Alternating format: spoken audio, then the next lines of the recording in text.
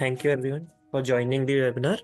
पूरा जैसे कि एक सॉफ्टवेयर है जिसमें सिर्फ एक बेसिक काम से बढ़कर हम चीज़ें करते हैं एडवांस लेवल पे। आप ऑपरेशंस की बात करें, आप कस्टमर मैनेजमेंट की बात करें, आप नोटिफिकेशंस की बात करें, जो हम अलग अलग वेबिनार में देखते आ रहे हैं, तो उसी का एक पार्ट आज हम कवर कर रहे हैं। बेसिकली इसमें हमें क्या देखना है कि जो काम हमारी टीम करती है वाउचर्स मैनेज करने के अंडर, उसमें क्या बेनिफिशियल है, क्या नॉन बेनिफिशियल होगा, या क्या ईज होगी कस्टमर्स अगर यहाँ पर ये काम करते हैं। क्योंकि पूरा एक फुल फ्लेज ईआरपी सिस्टम है, ईआरपी मॉड्यूल है, तो हमने इसमें जो पार्ट करा है कवर, हमने कोशिश करी है कि जो अकाउंटिंग का पार्ट है, जो अकाउंटेंट्स करते हैं जिसमें उन्हें काफ़ी टाइम लगता है, उसे हम थोड़ा सा स्ट्रीमलाइन कर पाए। और अगर आप ऑर्डर वाली साइकिल से इनवॉइस वाली साइकिल पे ही सारी चीज़ें करेंगे तो आपका इन्वेंट्री में भी हेल्प होता है, प्लस आपके बाकी के promotions, timely payment, discounts, calculations भी सिस्टम ऑटोमेटिक करके देता है। तो इसमें आज का जो हमारा टॉपिक है वो है वाउचर मैनेजमेंट। तो उसमें हम क्या क्या चीज़ें कवर कर रहे हैं वो अब हम एक बार डिटेल में देखेंगे। तो सबसे पहले हम देखेंगे यहाँ पर स्टॉक ट्रांसफर वाउचर।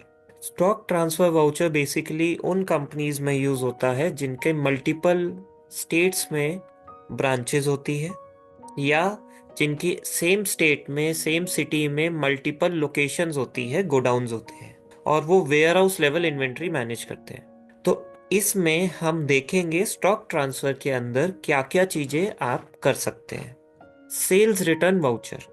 अब आपने पूरा के थ्रू ऑर्डर तो मैनेज कर लिया और उसके थ्रू इनवॉइसिंग भी कर दी, तो उसके बाद हमारा जो पार्ट आता है, माल बेच दिया, अब माल वापस आ गया, तो वो एक बहुत टीडियस टास्क होता है कि कैसे हम उसे सिस्टम में इनकॉर्पोरेट करेंगे एग्जिस्टिंग इनवॉइस के अगेंस्ट।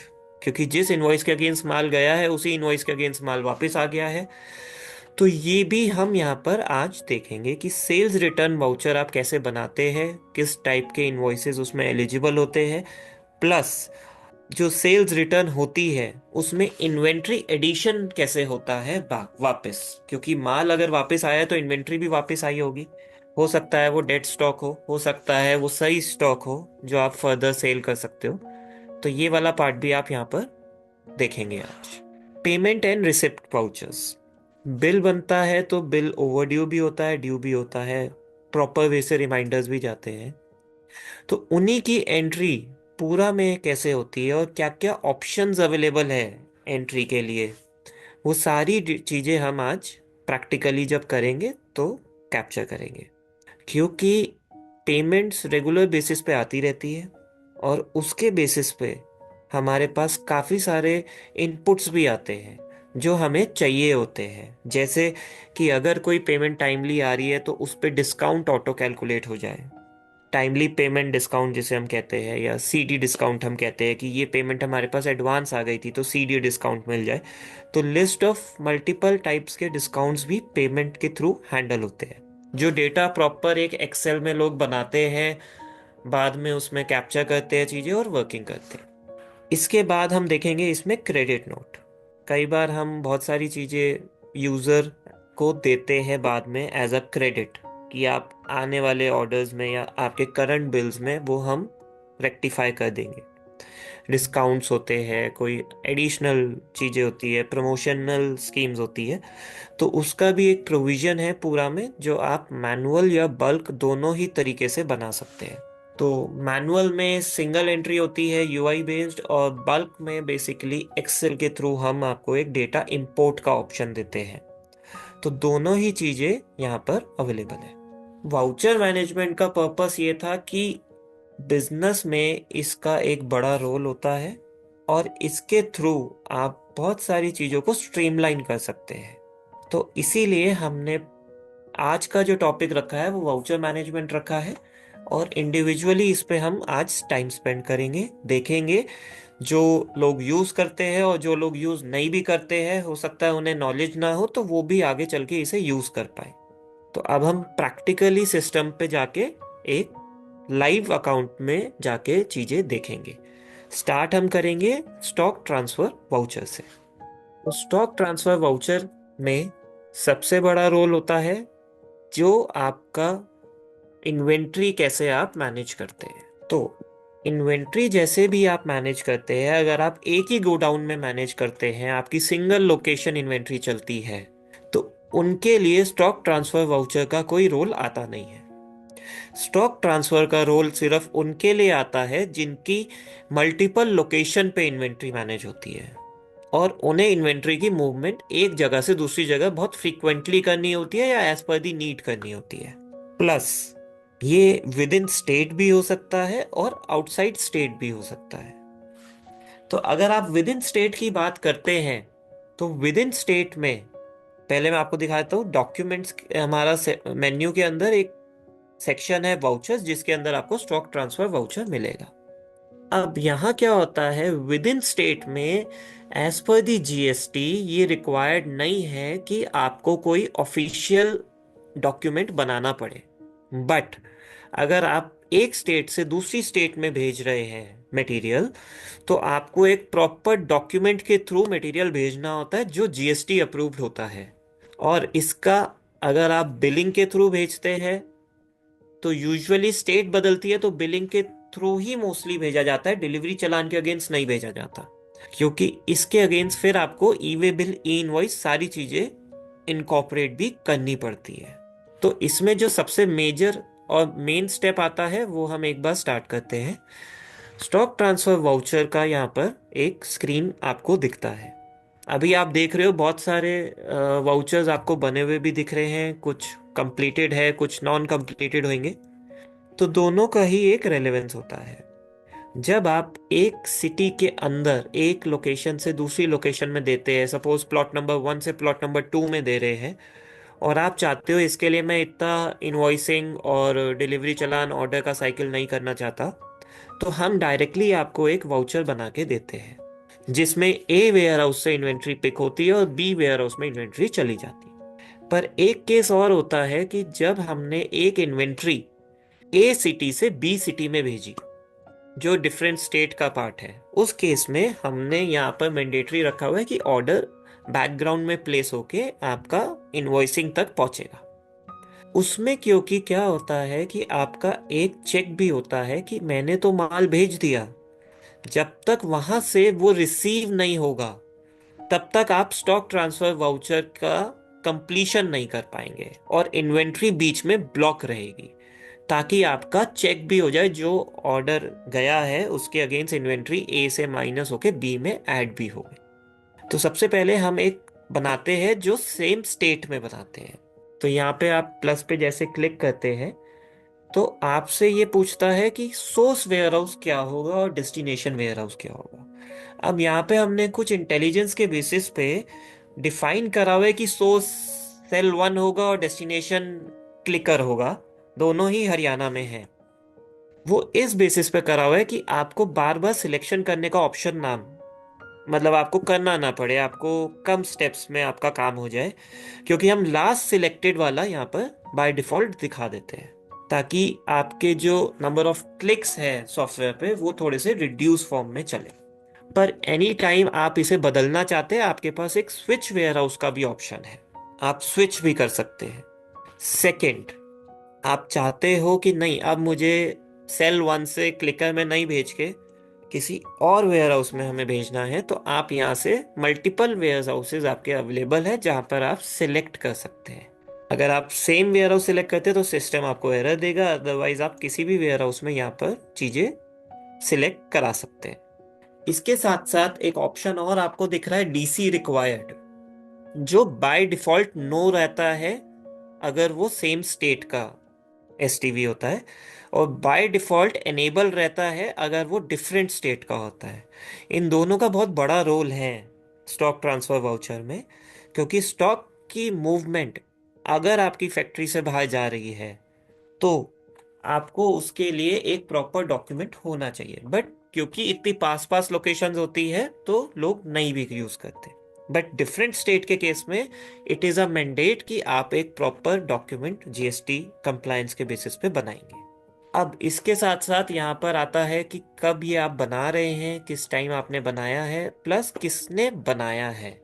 पर अभी तक और कुछ हुआ नहीं है यहाँ पे।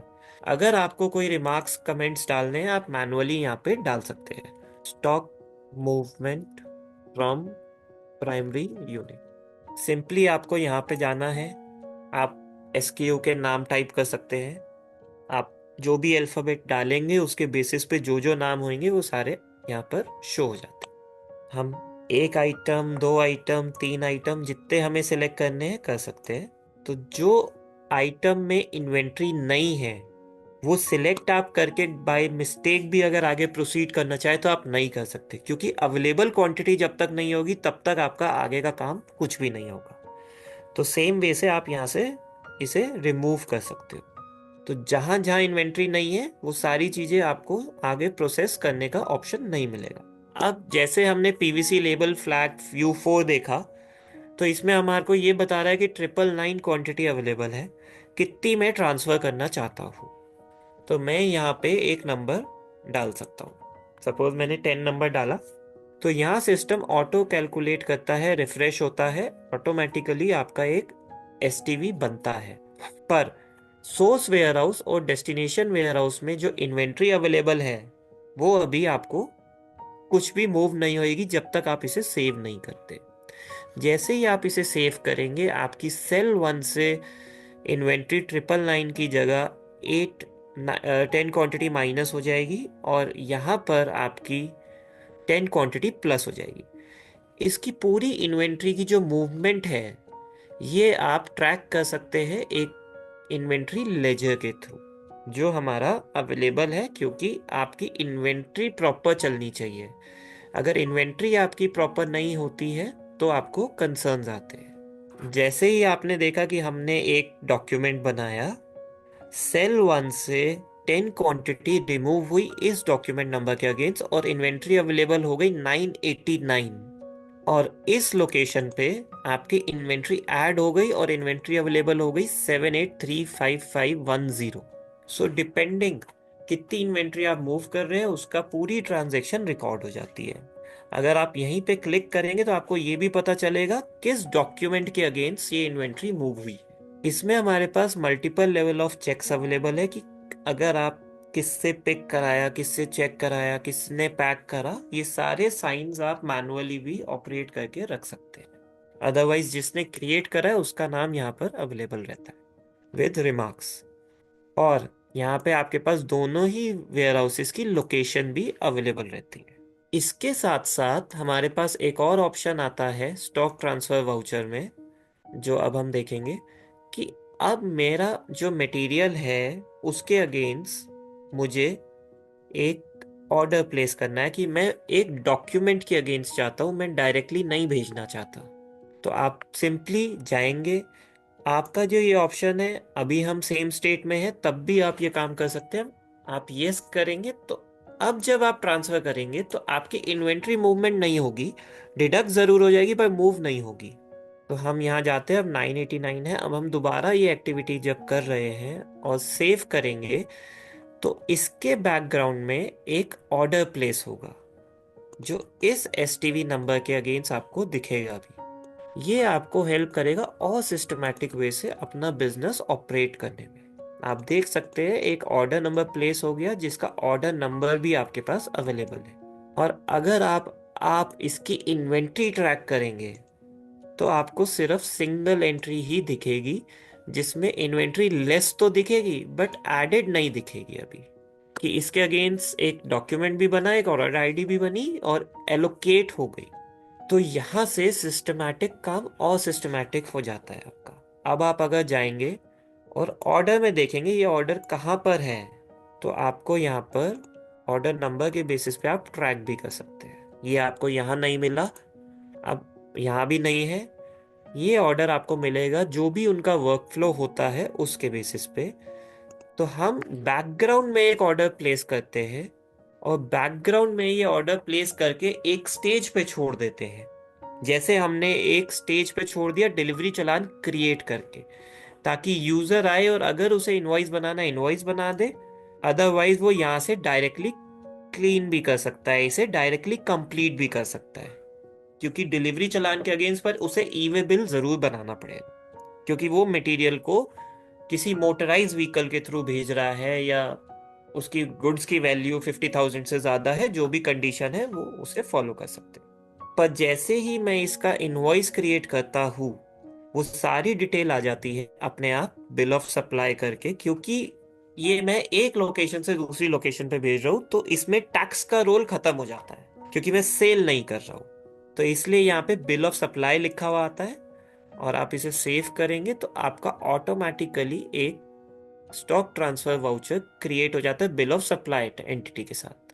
पर अभी भी आपकी इन्वेंट्री ऐड नहीं हुई है। जब तक ये आपका कंप्लीट नहीं होता है ऑर्डर, उसके बाद आपके पास एक ऑप्शन आएगा एसटीवी मार्क कंप्लीट। उस टाइम एक एंट्री ट्रिगर होगी और आपका एसटीवी के अगेंस्ट इन्वेंट्री मूवमेंट डन हो जाएगा। ये बेसिकली जहां पे मल्टीपल लोकेशंस होती है वहां पर बहुत हेल्प करता है सिस्टम। तो अगर हम देखें, अब ये आप अगर मार्क कंप्लीट करेंगे तो इन्वेंट्री की मूवमेंट डन हो गई और ये अपना ग्रीन मार्क हो गया।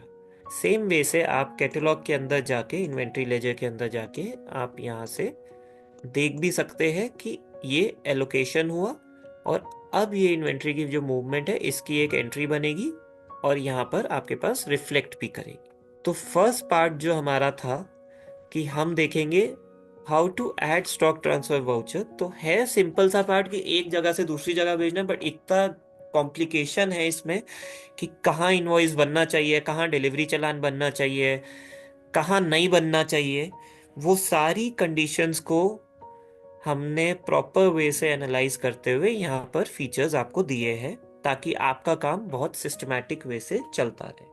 अगला पार्ट आता है हमारा सेल्स रिटर्न वाउचर का। तो सेल्स रिटर्न वाउचर क्या होता है? सबसे पहले हम अगर इसकी डेफिनेशन की बात करें, कोई भी गुड्स अगर आपने इनवॉइस कर दिए हैं और इनवॉइस के बाद अगर वो गुड्स आपके वापस आ गए हैं, उसका कोई भी रीजन हो सकता है, आपने गलत गुड्स भेज दिए हैं, आपने ऐसे गुड्स भेजे जो रास्ते में खराब हो गए, या यूजर ने रिजेक्ट कर दिए लेने से पहले। क्योंकि अब ई इनवॉइसिंग, ई वे बिल सब बन जाते हैं, तो आप इनवॉइस को कैंसिल तो कर नहीं सकते हैं 2 दिन बाद। आपको उसे एक प्रॉपर जीएसटी वे से मैनेज करना होता है अपने अकाउंट्स में। तो उसके लिए गवर्नमेंट ने एक प्रोविजन बनाया हुआ सेल्स रिटर्न का। पहले हम बिल्स को मॉडिफाई कर देते थे क्योंकि इतने सारे चेक्स नहीं होते थे। आज की डेट में बिल मॉडिफिकेशन अलाउड नहीं है, क्योंकि ई इनवॉइस बन जाता है, ई वे बिल बन जाते हैं, टाइम लिमिट होती है सबकी। तो अब एक सेल्स रिटर्न बनता है। सेल्स रिटर्न बनाने का पर्पस ये होता है कि आपने जो गुड्स बेचे और वो गुड्स आपके पास वापस आ गए, जिस भी कंडीशन में आए, खराब आए, सही आए, आपने पर उसे वापस रिसीव कर, तो उसके लिए हम सेल्स रिटर्न बनाते हैं। अब सेल्स रिटर्न किसके अगेंस्ट बनता है? इनवॉइस के अगेंस्ट बनता है। तो आप कोई भी इनवॉइस पे जाएंगे जो मार्क कंप्लीट हो चुका है, उसमें आपके पास यहाँ पर एक ऑप्शन आ जाएगा सेल्स रिटर्न का। किसी भी इनवॉइस को आप देखेंगे, सेल्स रिटर्न का ऑप्शन आपके पास विजिबल रहे। जैसे ही आप सेल्स रिटर्न पे क्लिक करेंगे, आपसे ये बोलेगा, सेल्स रिटर्न के नंबर्स आ जाएंगे जो भी आपका है।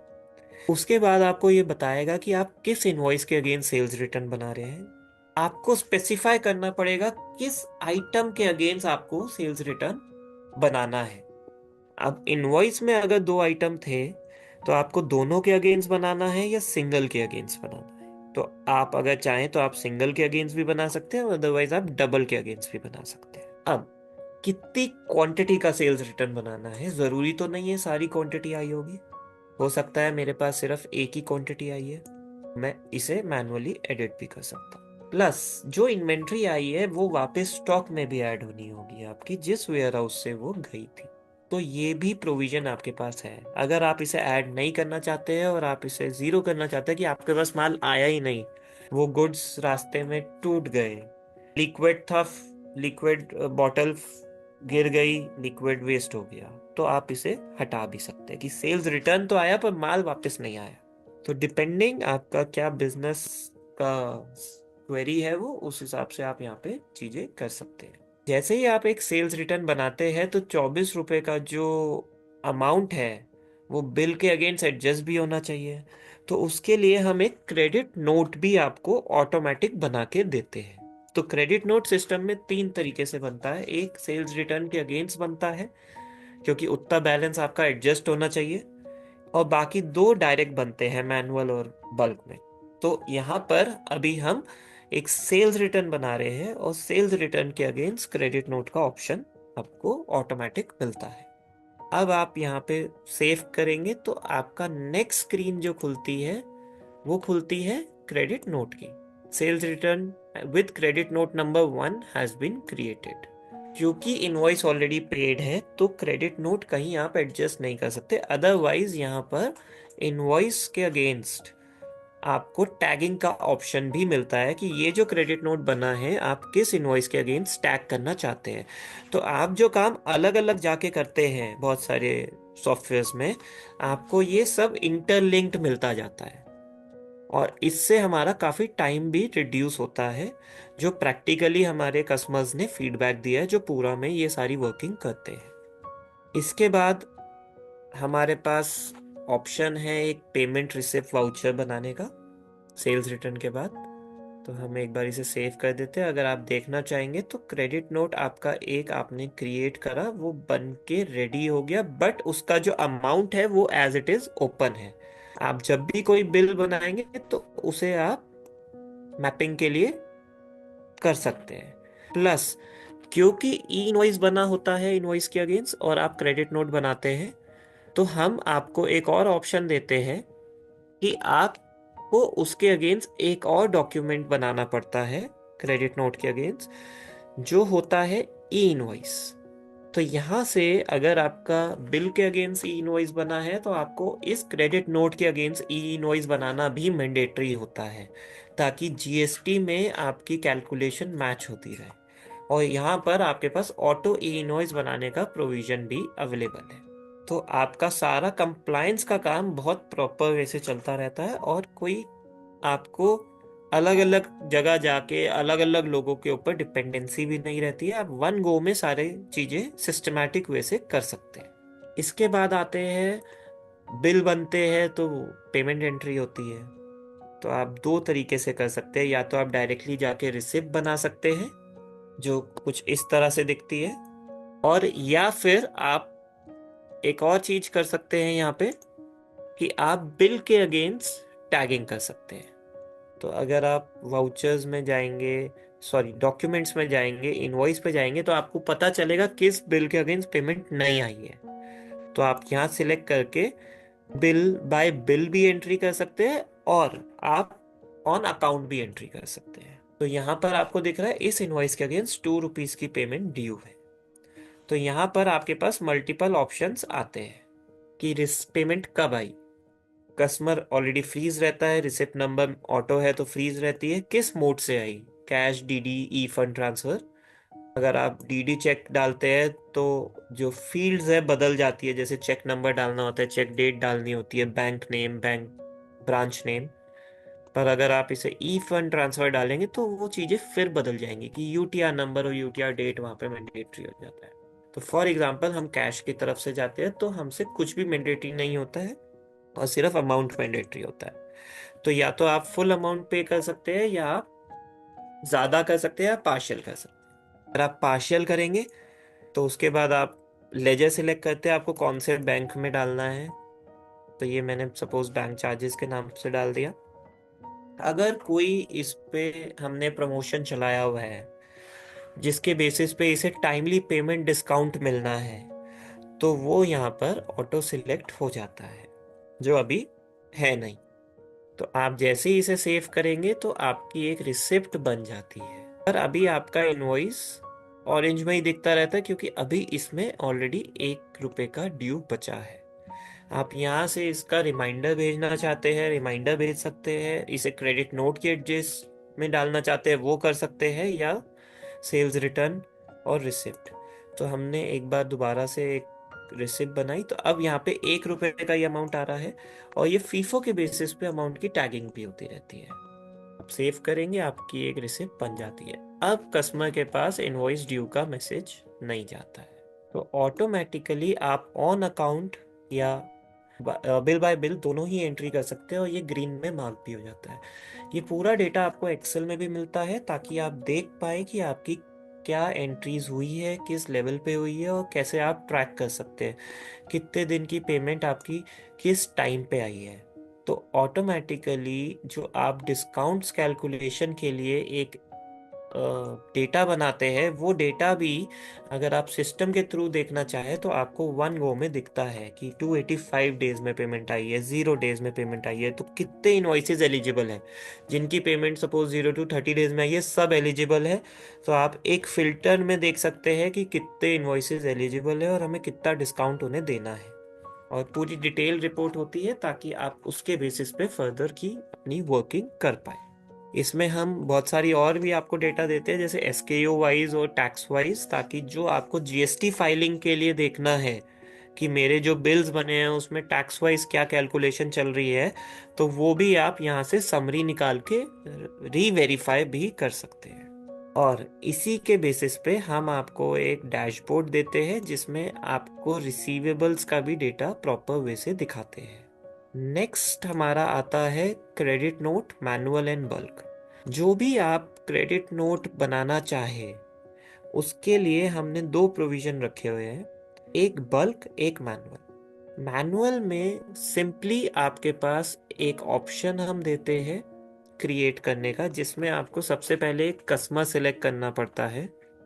उसका नंबर प्री डिफॉल्ट आ जाता है अगर आपका प्रीफिक्स है, अदरवाइज मैनुअल रहता है।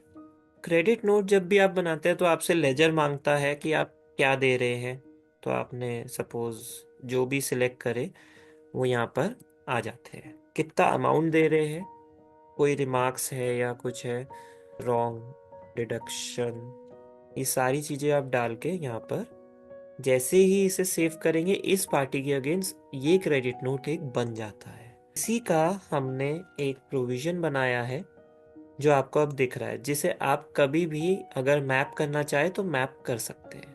क्योंकि अब आप जो क्रेडिट नोट बना रहे हैं अभी तक आपका ये टैगिंग तो हुई नहीं है, तो मैपिंग के लिए आपको यहाँ पर एक ऑप्शन मिलता है, प्लस ई इनवॉइस का ऑप्शन मिलता है जो आप कर सकते हैं। उसके बाद आपके पास एक बल्क क्रेडिट नोट का ऑप्शन भी आता है। बल्क क्रेडिट नोट बेसिकली जब हमें एक महीने के एंड पे multiple level of credit note बनाने हैं तो हम मैनुअली जाके बनाएंगे तो हमारा बहुत टाइम कंज्यूम होता है। तो हमने आपको एक प्रोविजन दे दिया जिसके थ्रू आप एक सैंपल फॉर्मेट में अपना डेटा इनपुट कर सकते हैं। क्या क्या कर सकते हैं, क्रेडिट नोट नंबर, अगर आपका प्रीफिक्स चल रहा है तो आपको डालने की नीड नहीं है, customer company name, customer company पूरा आईडी, कौन से टाइप का आप उसे क्रेडिट नोट का बेनिफिट दे रहे हैं, अमाउंट, नरेशन। आप इसमें 100, 200, 500 जितने क्रेडिट नोट आपको बल्क में बनाने हैं आप वन गो में एक शीट में डेटा इनपुट करके यहाँ पर कर सकते हैं। महीने के एंड में बहुत सारी कंपनीज आज भी क्रेडिट नोट के थ्रू लोगों को डिस्काउंट देती है, जो स्कीम्स चलाती है कि टर्नओवर डिस्काउंट्स होते हैं, बहुत सारी चीज़ें होती है। वो लोग यहाँ पर महीने के एंड में 500-500 क्रेडिट नोट बनाते हैं, और वो एक्टिविटी जो उनके 2 से 3 दिन चलती थी वो अब विद द हेल्प ऑफ पूरा, क्योंकि यहाँ पर डेटा एक तरह से एक्सेल पे काम करने में जल्दी हो जाता है, तो यहाँ पर उन्हें 1 से 1.5 घंटा 2 घंटे मैक्सिमम, जो बहुत स्लो काम करते हैं उन्हें भी हाफ अ डे लगता है, और वो 500 से 1000 क्रेडिट नोट यहाँ पर क्रिएट कर लेते हैं। इसका मेन बेनिफिट यही है कि जब आपका काम बल्क में होना, अगर आपको 1 या 2 क्रेडिट नोट बनाने हैं तो आप मैनुअली जाके बना सकते हैं, आपको पेमेंट्स करनी है आप वो भी बल्क में कर सकते हैं। पेमेंट एंट्री भी, रिसिप्ट की हमने पूरा में एक प्रोविजन बनाया है कि बल्क में रिसिप्ट भी इसी टाइप से क्रिएट हो पाएगी। तो ये सारे ही फीचर हमने इसलिए बनाए हैं कि आपका जो मैनुअल वर्क है वो फास्ट फॉरवर्ड हो पाए। काम यहाँ पे भी मैनुअल है कि आपको एक्सेल भरनी पड़ेगी, सारी चीज़ें करनी पड़ेगी, बट एक तरह से वो फास्ट फॉरवर्ड हो पाएगा और आपको ऑटोमेटिकली अपना टाइम सेव होता हुआ दिखेगा। तो यहाँ पर आज का जो टॉपिक था हमारा कि कैसे हम स्टॉक वाउचर के बारे में एंट्री करते हैं, sales return, payment receipt, credit note, manual bulk, सारी चीज़ें सभी लोग यूज़ करते हैं। हो सकता है कुछ पॉइंट्स मैंने बताए हो जो आपको ऐड ऑन लगे हो सकता है आपको कुछ भी ऐड ऑन ना लगाओ क्योंकि सारी चीज़ें आप करते हैं। बट पूरा में ये सारा प्रोविजन हमने इसलिए बनाया हुआ है कि यहाँ पर अगर कोई कस्टमर आते हैं और यूज़ करते हैं तो उन्हें ऑटोमेटिकली ईज ऑफ यूज़ मिले। और ये सारा ही डेटा, जैसे आप पेमेंट एंट्री की बात करें, क्रेडिट नोट की बात करें, ये सब डेटा हम आपका बिजी के साथ सिंकिंग भी देते हैं। ऐसा नहीं है कि आपको यहाँ अलग पेमेंट एंट्री करनी है, बिजी में जाके अलग करनी है, क्योंकि अकाउंट्स वहाँ चलते हैं। आपका यही डेटा वहाँ पर सिंक हो जाता है ताकि आप किसी भी दिन बैठे और पूरा और बिजी का लेजर मिलाएंगे तो आपका मैच करेगा। कि यहाँ पर पेमेंट रिमाइंडर्स आपके रिसिप्ट्स के बेसिस पे जाएंगे, पेमेंट एंट्री के बेसिस पे जाएंगे, क्रेडिट नोट के बेसिस पे एडजस्टमेंट्स होंगी, बहुत सारी चीज़ें होंगी, सेल्स रिटर्न के बेसिस पे इन्वेंट्री चलेगी। ये सारी चीज़ें आपकी एज इट इज चलती है। हमारे इन मॉड्यूल है बेसिकली एक ऑर्डर मैनेजमेंट सिस्टम है जो अभी हम कवर कर रहे हैं वन बाय वन, जिसमें हमारे 3 प्लान रहते हैं, plan A, plan B, plan C. इसमें कस्टमर काउंट के बेसिस पे हम आपको प्राइसिंग देते हैं, सब कुछ ऑन क्लाउड रहता है। एक हमारा मॉड्यूल है लीड मैनेजमेंट सिस्टम, जो एलएमएस अपनी नई इंक्वायरी के बेसिस पे जितना भी आपकी सेल्स टीम काम कर रही है, विजिट्स करती है, वो सब मैनेज करने के पर्पज से होता है। उसका हमारा एक ही प्लान है जिसमें हम आपको 4 यूजर के साथ 36,000 प्लस टैक्सेस पे देते हैं। एक हमारा मॉड्यूल है परचेज प्लस प्रोडक्शन, जिसमें आप प्रिक्योरमेंट से लेके प्लानिंग फोरकास्टिंग से लेके प्रिक्योरमेंट तक, परचेजिंग का part, PO, GRN and pi, and फिर उसके बाद जब आपके पास गुड्स अवेलेबल है रॉ मटेरियल फैक्ट्री में तो आप उसकी प्रोडक्शन प्लानिंग करते हैं। ये वाला पार्ट भी हमारा यहाँ पर कवर होता है। काफ़ी सारी इंडस्ट्रीज है जो पूरा यूज़ कर रही है फ्रॉम 2017 टिल डेट। कुछ 7 साल से कर रही हैं, कुछ 3 साल से कर रही हैं। डिफरेंट इंडस्ट्रीज के यहाँ पर आप नाम देखेंगे, फुटवेयर देखेंगे, बैटरीज देखेंगे, एमटेक बैटरीज आती हैं, बेकोफन बेकरी के आइटम्स होते हैं। फुटवेयर में काफ़ी सारे कस्टमर्स हमारे साथ जुड़े हुए हैं, जैसे टीआरवी है, यूनिस्टार है, केल्सीटो है। इनके फ्रेंचाइज स्टोर्स होते हैं डिफरेंट सिटीज़ में, दिल्ली में भी है, स्मॉल रिमोट सिटीज़ में भी है, सब जगह है। साइकिल पार्ट्स में भी है, इंपोर्टेड साइकिल पार्ट्स में एनजाइन हमारे साथ जुड़े हुए हैं। मशीनरी के कस्टमर्स हैं, नीडल्स के कस्टमर है, जिपर के हमारे बहुत बड़े कस्टमर हैं जिनका 2500 करोड़ प्लस का बिजनेस साइकिल है बेसिकली। उन्हीं जिपर के नाम से आपको, अगर इंडस्ट्री में आप जानते हैं तो इन्हें जानते होंगे, प्लस या फिर आप अगर कोई भी जिप वगैरह की इंडस्ट्री में या जिप देखेंगे बैग्स में उधर, तो इनका ही सारा सप्लाई काफ़ी हद तक रहता है। इलेक्ट्रिकल आइटम्स में रहते हैं, मेडिकल आइटम्स में रहते हैं, काफ़ी सारे कस्टमर्स ऑलरेडी पूरा में इनकॉर्पोरेटेड है और ईयर टू ईयर अपने प्लान्स को चला रहे हैं, रिन्यू कर रहे हैं ताकि उन्हें इसका जो सीमलेस बेनिफिट है वो मिलता रहे। कुछ लोग बिजी चलाते हैं, कुछ टैली चलाते हैं, मेनली दोनों के साथ ही हमारा इंटीग्रेशन अवेलेबल रहता है। कोई भी आपकी फर्दर क्वेरी हो तो आप लोग मेरे नंबर पे, ईमेल पे मुझे कांटेक्ट कर सकते हैं। जो भी आपका क्वेरी होगा वो हम ट्राई करेंगे ये आपको सॉल्व करके दें। तो आज मेरी तरफ से इतना ही था यहाँ पर। Thank you everyone.